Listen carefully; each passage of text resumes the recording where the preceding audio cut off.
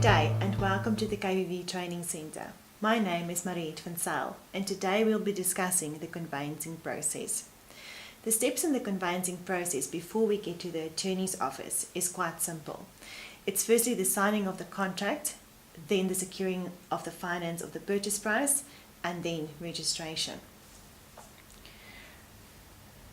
There's a couple of things that need to be done in the attorney's office in order for the registration of the transfer to happen.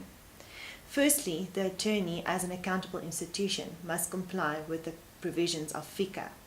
In other words, the attorney will require the client to provide them with a copy of their ID and proof of residence, as well as confirmation on their marital status and their SARS income tax numbers. Secondly, the transfer attorney must provide for the cancellation of the seller's existing bond.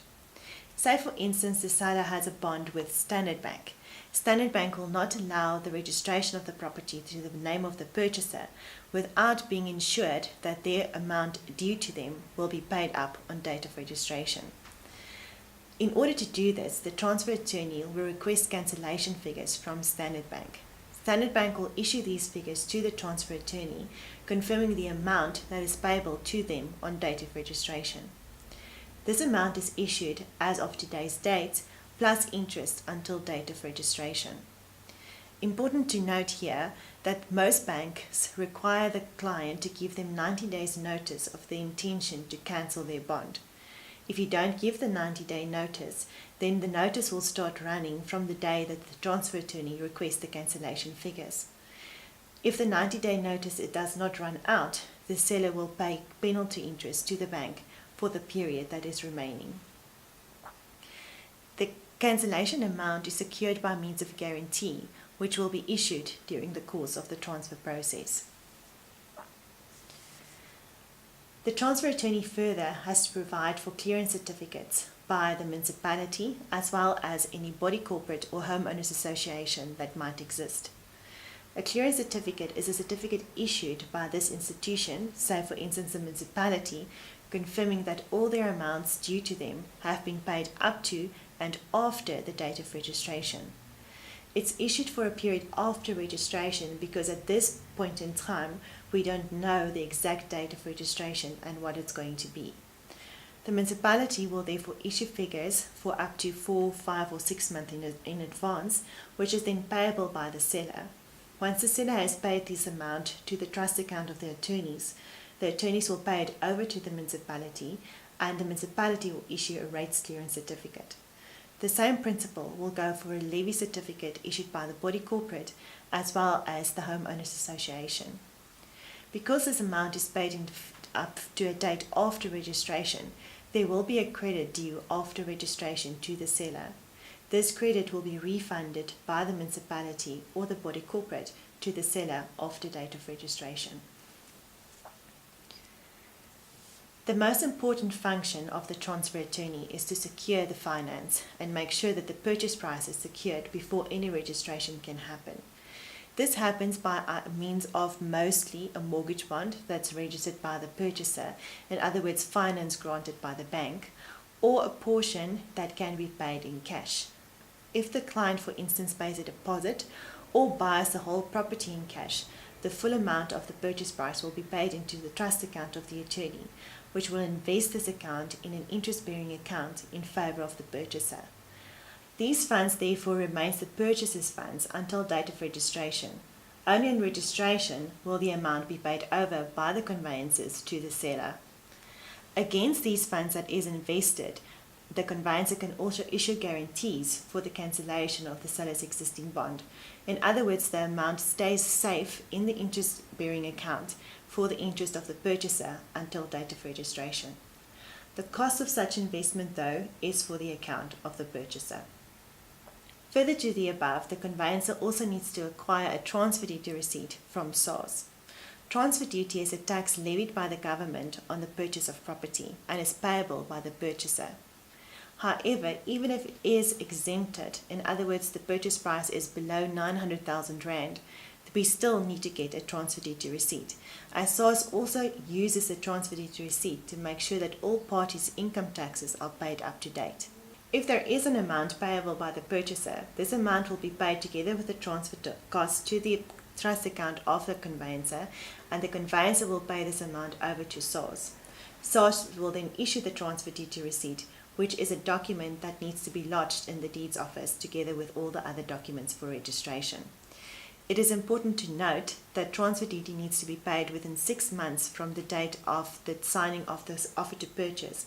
Otherwise, there will be interest payable on the amount by the purchaser. Transfer costs is payable by the purchaser and is not the same thing as transfer duty. Transfer duty, which we just discussed, is paid to SARS, whereas transfer costs is the fees of the conveyancer for doing the transfer of the property. This is also payable by the purchaser and must be paid to the transfer attorney before the registration of the property can happen.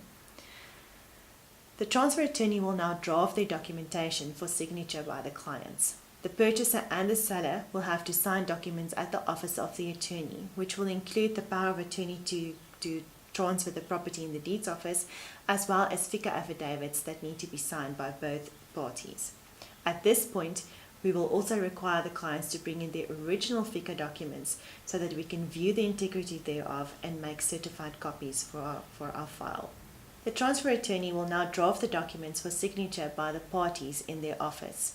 Both the seller and the purchaser needs to sign transfer documents at the office of the transfer attorney. This will include the power of attorney to do transfer, as well as affidavits in terms of FICA that needs to be signed at the office of the attorneys. Once the client has signed the documents, the attorney is almost ready for registration in the deeds office. As previously stated, it's important for the attorney to make sure that the full purchase price is secured. At this point, we have drafted the documents, the clients have signed, we've obtained the transfer duty receipt, the purchaser has paid the costs, and we've obtained the clearance certificates from the municipality, the body corporate, and the homeowners association. It's also important to make sure that we have guarantees in place that is issued by the bond attorney for the bond portion of the purchase price that is secured by way of bank finance. As soon as all of this is in place, the transfer attorney will be ready for lodgement in the deeds office. There is, however, one extra requirement that must be in place before registration can happen, and that is the electrical compliance certificate. The seller of a property must provide the new owner with a valid electrical compliance certificate stating that the electricity in the property is safe.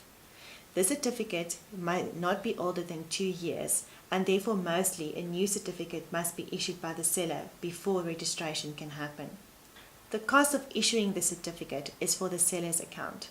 The seller needs to instruct an electrician who will do an inspection of the property and then issue the certificate. Other certificates that may be applicable is an electrical fence certificate as well as a gas certificate if there's a gas installation in the property.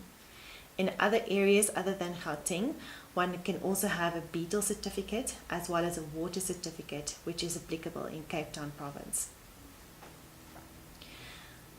An interesting fact to look at this point is occupation and occupational rent. Should the purchaser occupy the property before registration, the purchaser will have to pay occupational rent in terms of the contract to the seller. The same goes if the seller stays in occupation after registration, which will mean that the seller will have to pay occupational rent to the purchaser. The conveyancer will therefore confirm what the date of occupation is with the parties, and if this date does not concur with the date of registration, then occupational rent is payable and must be collected by the conveyancer. At this point, we are ready to lodge in the deeds office. The conveyancer will liaise with the bond registration attorney as well as the cancellation attorney to make sure that everyone is ready for registration. To come back to our example of earlier, if the seller has a bond with Standard Bank will have instructed an attorney to attend to the cancellation on their behalf, and a new owner's bond, for instance, is granted with ABSA, so ABSA will have instructed an attorney to attend to the registration of that bond as well. The bond, the cancellation, and the transfer is then linked and lodged together on the same day in the deeds office. The deeds office will examine the documents and make sure that they comply with regulations and the deeds office own guidelines. If everything is found to be in order, the matter will go through to PREP, which is short for preparation for registration, which is the step just before the matter can be registered. However, it's important to note that the matter can also be rejected by the Deeds Office. If something is found not to be in order, the Deeds Office will not allow registration to happen and will reject the documents. The documents must first be corrected by the conveyancers before the matter can proceed to registration. Important to note here is that a matter can be rejected for various reasons.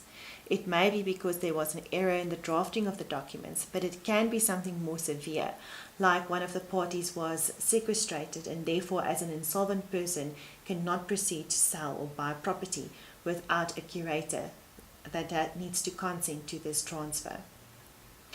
However, if everything goes well and the matter comes up in PREP, it means that we are ready for registration. All three attorneys, the cancellation attorney, the bond attorney, and the transfer attorney, will now confirm with their respective clients that registration can happen. The cancellation attorney will, in other words, confirm with Standard Bank in our example that the guarantees that was issued is still enough to cover the outstanding amount on registration, or as we call it, the PREP figure. The bond attorneys, in our example ABSA's attorneys, will confirm with ABSA that everything is still in order for them to proceed with registration. The transfer attorney also needs to double check that they have enough funds available on file and that there's no instruction from their clients not to proceed with transfer. If all three parties are happy, the matter is put forward for registration in the Deeds Office.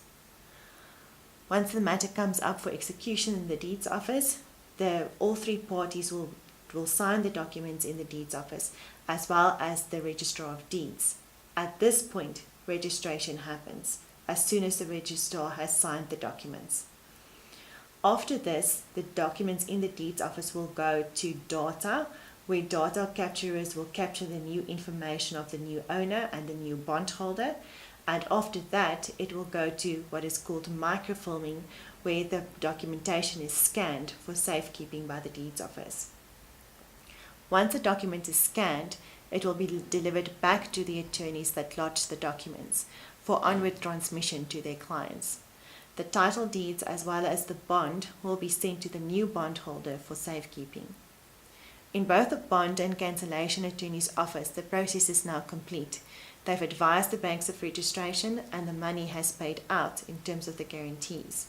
The transfer attorney now has to do final finances on their transaction. The guarantee that was issued in our example by ABSA paid out firstly to settle Standard Bank's account and the balance paid out to the trust account of the attorneys. The attorneys will now reconcile the finances, pay the estate agent's commission that's due by the seller, and pay the balance of the proceeds over to the seller. They will also issue final statements of account and letters of registration, which will be sent out to all parties. Now the process is complete in the office of the conveyancer. The last step will be the delivery of the title deeds. As mentioned earlier, the title deed and the bond needs to go to the bond holder for safekeeping. Therefore, the transfer attorney will send the title deed to the bond attorney, who will then send both the title deed as well as the bond to the bank for safekeeping. At this time, the process is now complete. If you would like to know more about the transfer process, please contact us and we will schedule training at your office. Thank you.